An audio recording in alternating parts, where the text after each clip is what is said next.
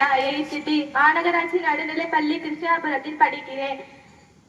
இயற்கையின் மாபெரும் கொடையான மூலிகை செடிகளை பற்றி உங்களிடம் சிறு குறிப்பு கூற வந்துள்ளேன். துளசி. துளசி மூலிகையின் அரசி என கூறுவர். துளசியில் உள்ள மருந்து கூறுகள் காட்டில் உள்ள கிருமிகளை அழிக்கின்றன.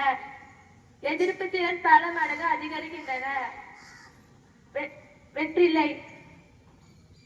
உடலுக்கு குளிர்ச்சியையும் வெற்றிலையை தூய்மைப்படுத்தி சாப்பிட்டால் உடலுக்கு குளிர்ச்சியையும் தரக்கூடியது. வேம்பு. வேப்ப மரம் ஒரு முழுமையான கிருமி நாசினியாகும். வேப்ப மரத்தின் இலை, பட்டை, பூ, காய் ஆகியவற்றை மருத்துவ பயன்கள் கொண்டவை. வல்லாரை மூளையின் செயல்களை சுறுசுறுப்பாக்கி கவனிக்கும் மற்றும் நினைவு கொள்ளும் திறனை அதிகப்படுத்துகிறது. முடிவுரை. நம் முன்னோர்கள் காட்டிய வழியில் ரசாயன மருந்துகளை பயன்படுத்தாமல் இயற்கை கொடுத்த இந்த மூலிகை மருந்துகளை பயன்படுத்துவோம். நோயற்ற வாழ்வை குறைவற்ற செல்வம் என பழமொழிக்கு ஏற்பார் போல நம் சமுதாயத்தை ஆரோக்கியமாக மாற்றுவோம். நன்றி.